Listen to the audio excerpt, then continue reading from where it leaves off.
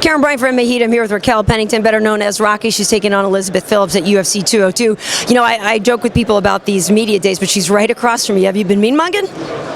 No, I'm not the mean mugging person. I like to show my dimples and just kill with kindness. Yeah. Actually, you've been showing your dimples off a lot. Your Instagram, you got all dolled up by Susie for your shoot. You look beautiful. It's great. Was that fun?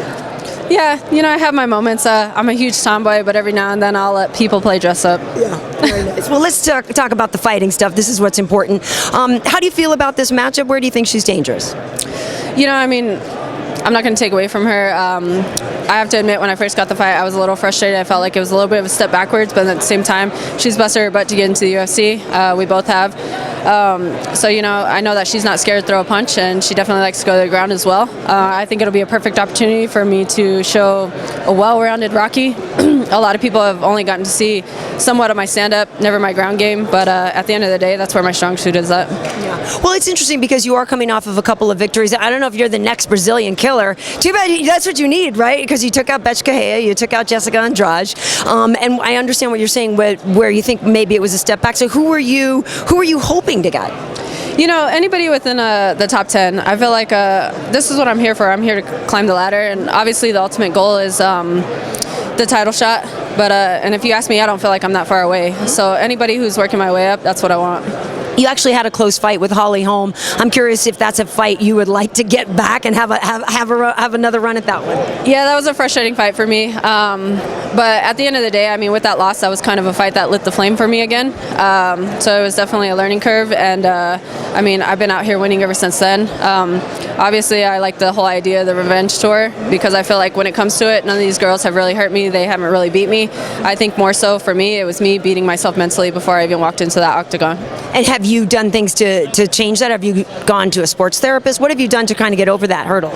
You know, a lot of people go to sports therapy and do things like that. But if you ask me, one of my coaches, Jason Kutz, he's been a wrestler his entire life. He's been a coach for Lehigh University. He's been there just with elite athletes overall. And me and him talk all the time, and it's kind of cool because he has the same mentality as me. And we were talking one time. He was just like, you know what, there's no person or no book that can tell me. He was like, it took me to realize that that's what I need to do. So one thing that I do for myself is I just kind of got into journaling. And I don't think a lot of people realize how powerful that is. Yeah, I don't realize that, I guess, because I don't do it. One thing I've also noticed in this camp, it seems like Tecia Torres, you guys have been spending a lot of time together. How has she helped you in this camp? She's such a cool girl. She is. Me and Ticia's known each other for about 4 years. And, you know, I mean, it's just been phenomenal hanging out with a lot of other athletes. Rose Namajunas, JJ Aldridge, who was on the last season of The Ultimate Fighter.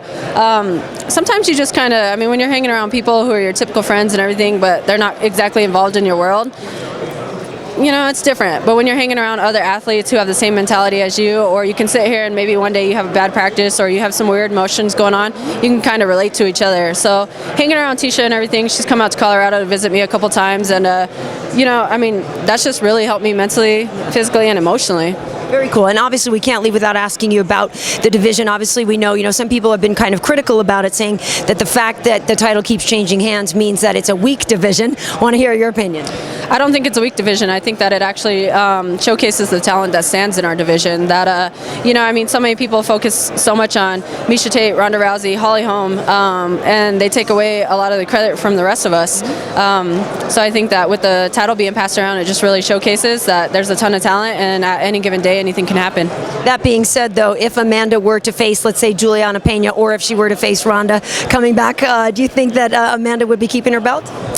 I think that Amanda is a dangerous fighter in the first round, but and I think a lot of other fighters can probably agree with that. If you kind of get past that first round, then, you know, I think it's anybody's game. But like I said, I mean, there's so much talent, and at any given day, anything can happen. All right. Well, best of luck to you on Saturday night. Thank you. I appreciate it.